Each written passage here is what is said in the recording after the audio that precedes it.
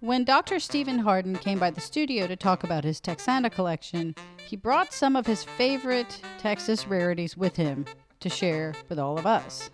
One of them was Matilda Houston's Yachting in the New World.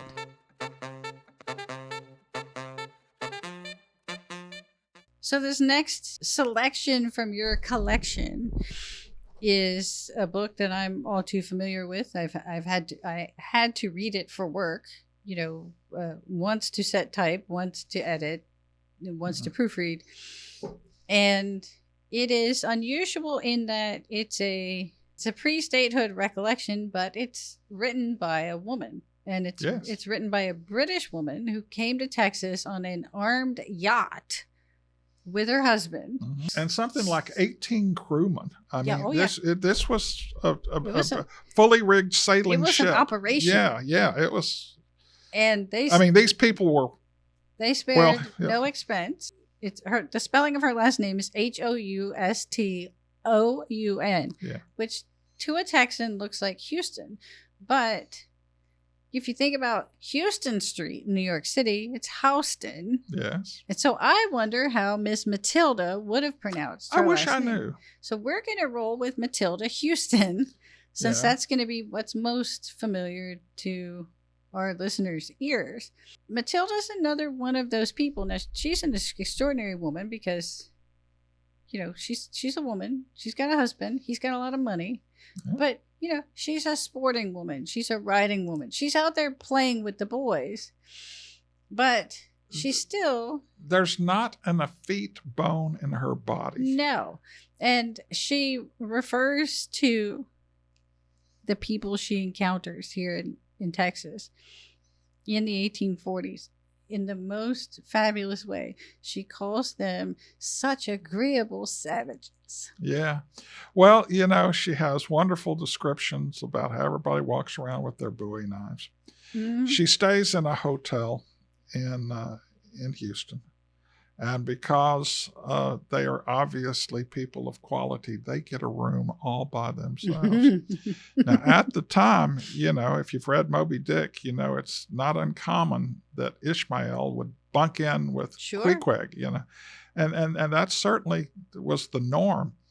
And while they were sleeping in their hotel room, some rowdy loafer comes banging on the door saying, "I'm cold, let me in. It's not fair that you should have a room all by yourself." And finally the owner comes in. But that's just the sort of thing they encountered. The room they stayed in, by the way, did not have a roof. The ceiling was a canvas cover. Right. It was kind of like sleeping in a tent. And she says, unfortunately, the canvas has a hole in it. And she said at one point they look up and a cat is walking across the canvas and puts a paw through the hole. So they just see this little furry paw, come. And it then started to rain. And she has the delightful, and I ought to get Gary Zaboli to draw this for me. Imagine an aristocratic English couple in Houston, Texas, in their hotel room with an umbrella over there, keeping the rain that's coming through the canvas ceiling. When I designed our Copano Bay Press edition, I put that parasol on the cover. Yeah. It's such a fantastic part of the story. And of course, Houston, for the longest time, was primitive in that way. Like, things were roofless and half finished, walls were half finished. But the thing that I find so admirable about Matilda is she exhibits a Chaucerian acceptance of these people. Yeah, she doesn't look down her nose at them, and her account is so unjudgmental, so accepting of these people.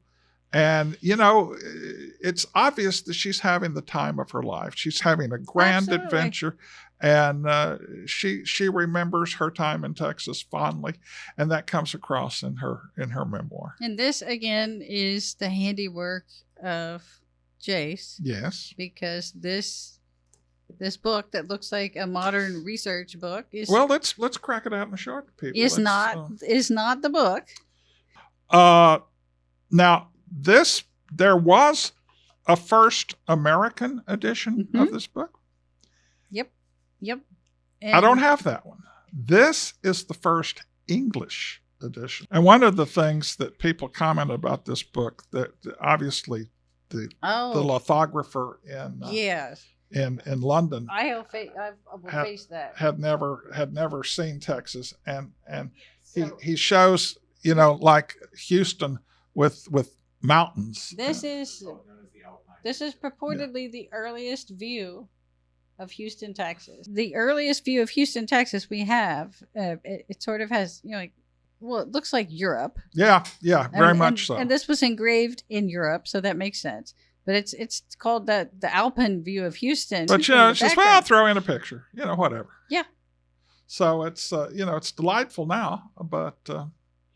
And there's the Dolphin. What's the name of their yacht, which is blind embossed here on the front cover. Okay, London, John Murray, 1844. Mm-hmm. So I couldn't remember the publication date, but that's what it is. And I suppose I should put this in a glassine sleeve as well.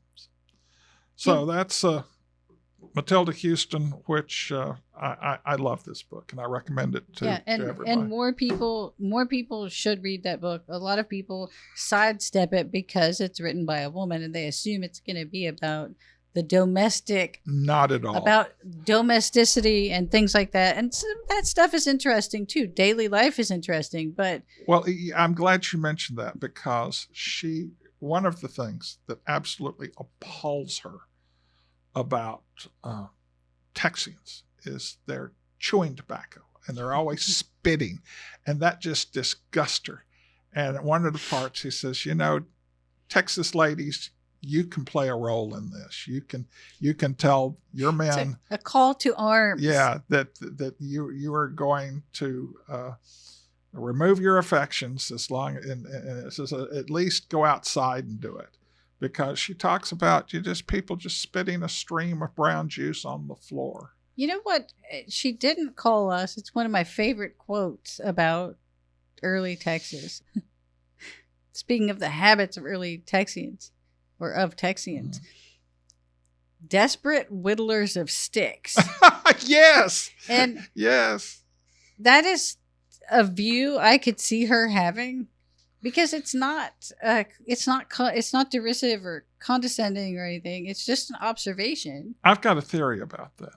She's actually in the Texas legislature, and all these guys are in their whittling. I believe, you know, they knew that an aristocratic English lady was going to be in the chamber that day. And I think they were putting it over on... They hicked it up? Yeah, they hicked it up. They said, well, you know, she's expecting this. So let's all, you know, that is just the sort of thing that I could see Sam Houston orchestrating. Oh, yeah, they were a cheeky bunch. Because, you know, Houston had no reason to love the British. No. Because they had, you know, he was a veteran of the War of 1812 and a protege of Andrew Jackson, who hated the British. And they had sort of toyed with our affections. No, they had. You know. Yeah. So, I can see that as putting on the Brits. Yeah. So, and I shouldn't plug, but I have no choice, because there's not another modern edition. We titled ours, Copanobe Press titled theirs, since I'm in a different role here, Such Agreeable Savages. So if you want to read Matilda Houston's prose and you don't have $3,000 or $4,000 to spend on a first edition, it's Houston, Matilda. You will not regret it. It is one of the most delightful of all basic Texas books.